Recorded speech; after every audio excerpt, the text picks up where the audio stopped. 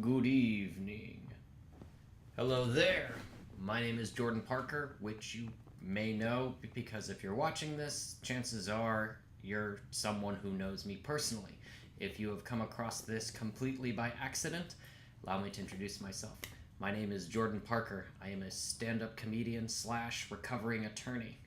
I practiced law in San Diego, California for the last 6 years, simultaneously while pursuing stand-up comedy in San Diego, California.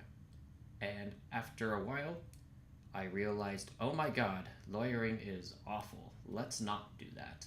So I've decided to quit being a attorney who can afford to pay his bills so he can focus on being a comedian who cannot. Hence, this fancy background. I am operating out of my parents' office because when it comes to pursuing your dreams, sometimes you need a little assistance. So hurrah! I am here, and that is why you are watching me speak today.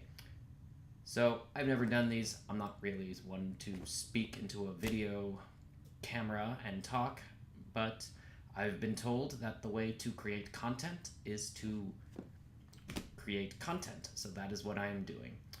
First of all, I'm here to announce that I am launching a comedy website called jokesbyjordan.com.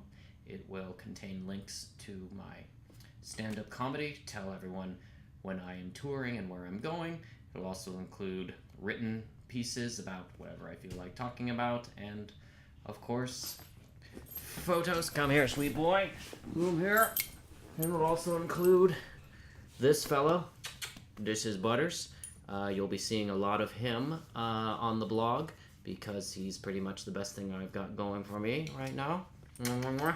This is my sweet boy. I adopted him in San Diego, California, about a year and a half ago, and he's been my number one good boy. And if you've met him, you understand that Butters is a little special guy. He absolutely is. If you don't have a dog, go get one. And if you're going to get a dog, rescue them. All right, you and I will talk later, okay, buddy? Okay, see ya. So, what do I got for you today? Well, I decided to pick a topic at random, and when I couldn't think of one, I asked my cousin for one, and he suggested awful pickup lines. So, I put out a call on the internets to find out what some of my friends think are the worst pickup lines they ever received, and I managed to print out some of them. My friend, when she was pregnant, says she received this one. Hey mama, you single? I mean, you put out, right? Now, I suppose what's good about this pickup line is, I suppose it's good question. One, are you single? Because, it'd be rude to offer to have sex with a pregnant lady if she has a husband or a boyfriend. I mean, class. And you put out, I mean, they already know you've put out once, so logically, 50-50 shot, they think.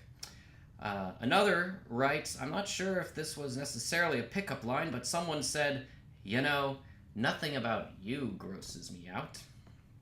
That's, for those of you who don't know, that is what's known as negging. You see, there is a segment of the pickup artist community, those who teach men how to pick up women, that the way to a woman's heart is to slowly lower her self-esteem until she sleeps with you, aka negging. But afterwards, it gets better. So she says that the worst thing a guy's ever done to try to pick me up, a man threw a wadded up napkin at me, which, that's just silly. You can't throw a napkin at a woman to get her attention. If it's anything like kindergarten, you put gum in her hair and call her fatty fat fat fat.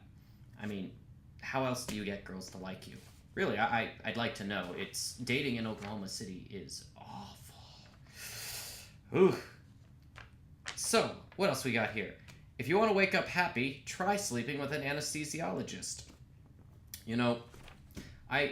Given that anesthesiologists, their whole job is knocking you out, this kind of has a date rapey feel to it. Kind of creepy. Oh, here's a good one. Look, I love you. We should go have some fun. said guy I met 5 minutes ago who bought me one drink. That's, cut to the chase. Not really insulting or gross, just presumptuous, I'd say.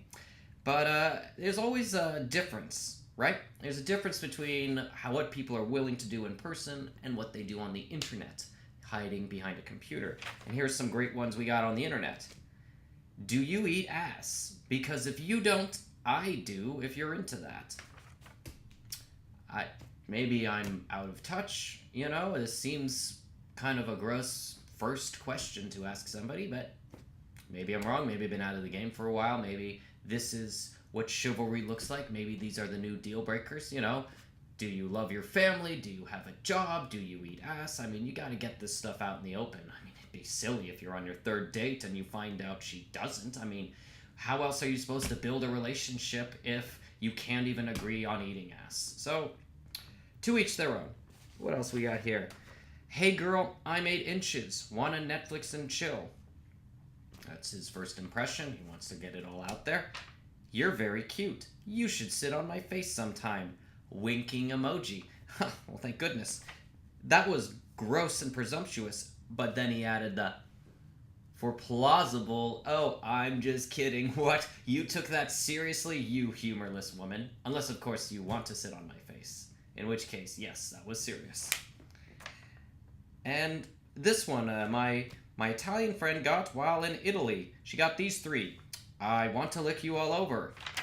Give me your panties. And did you stick your lips in a tampon? Now, a couple things off with that. One, not a lady, but I have seen a tampon before, and I don't think you can put your lips in a tampon. 1, and 2, I don't think anyone has ever successfully picked up a woman using tampon wordplay. Certainly this gentleman thought he could, and there's something about this that's very revealing to me, because to be Italian in real life gives you as much confidence as an American hiding behind the anonymity of the internet. I can't imagine an American male willing to make a tampon wordplay to pick up a woman. In fact, before today, I couldn't imagine anyone using a period blood in full tampon to pick up someone. But that's why you put out these calls. That's why you ask friends for information, because just when you think the bar cannot be set any lower, ask women and they'll say, oh, I've got something worse. And in fact, it does get worse. Here's one from the internet.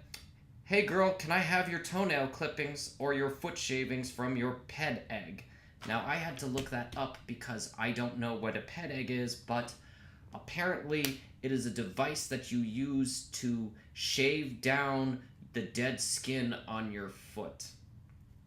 I don't actually have a joke about that. That's just weird.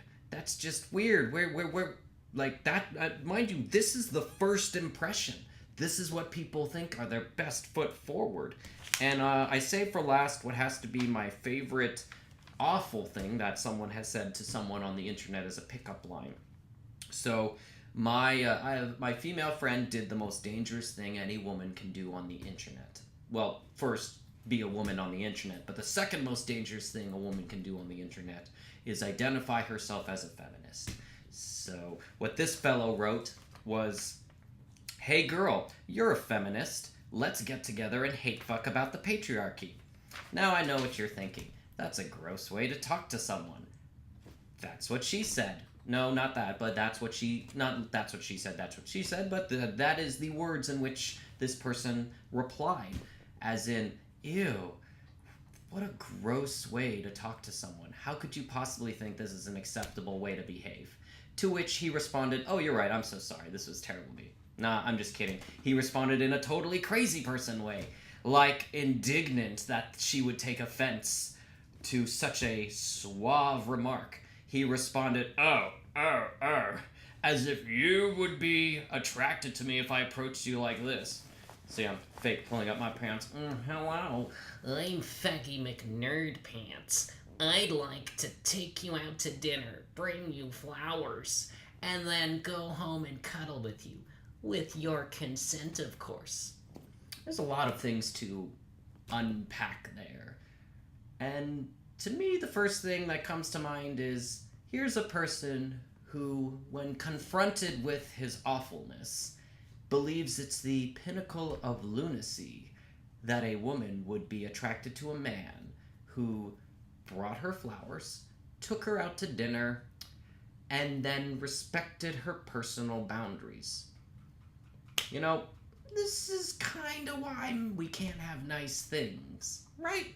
I mean, I know, hashtag not all men, but clearly hashtag more men than we'd like to admit, because there's no way that men would keep doing this if it didn't work on someone.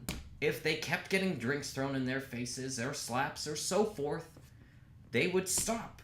But obviously, if you send this to 100 women and one of them responds well to it for whatever, God knows whatever reason, then that's good enough. You see, in the olden days, if you wanted to be creepy, you had to go to the bar, put on your best creepy shirt, say your best creepy line, and, olden days, you'd let yourself get a drink in the face or a slap, but now the only way anybody ever does that is apparently to be Italian, and it's, I guess I'm just thinking of a simpler time where people were, willing to be creepy in public. Well, I guess that's sort of a good thing, but, hiding behind the anonymity of the internet, not really all that much better, is it? And I want to close with this gem that I received from a fellow named Dane, fake name. Dane writes, "Not sure if this was a pickup line, but I once got told the following. I'm going to the bathroom, watch my drink, and make sure nobody puts anything in it. I mean, you can if you want to, but you're cute, so you don't have to." He closes, "I didn't really know what to make of it at the time, but it worked." Doesn't that really kind of says everything? Now, to be clear, Dane is a man in this situation, and a woman used a pickup line of essentially, "Hey, why don't you consider date raping me? But you're so cute, you don't have to. I'll go along willingly. You can save your Rohypnol." And that's kind of the difference between men and women, right? I would love to see if you approached men with any of these lines that women received, along the lines of, "Can I have your toenail clippings and your foot shavings?" Or, "I want to lick you all over." Or, "Do you eat ass? Because if you don't, I do, if you're into that sort of thing." Would that work? And I'd like to think, yeah, I think it would. I think we're gross that way. I think we tune out every other word that you have said except for the one that suggests you would like to have sex with us. Because, tunnel vision. We keep focused. We're not concerned with the fact that you just approached us and suggested you can date rape me if you want, but you don't have to. I think that we're just pretty much surprised that any woman would ever talk to us ever. So we don't care what you've said to approach us. We're like, "Hey, she's talking to us. I don't know what she's saying, but I'm going to go along with it." And the difference between men and women is, what's that word? Self-respect. That's it. Yeah. Women spend their time wishing to be taken seriously, and men sit around wondering, "Why can't anyone judge me for my smoking hot body instead of judging me for my ideas?" I don't know why I got an accent there, but, sort of my way.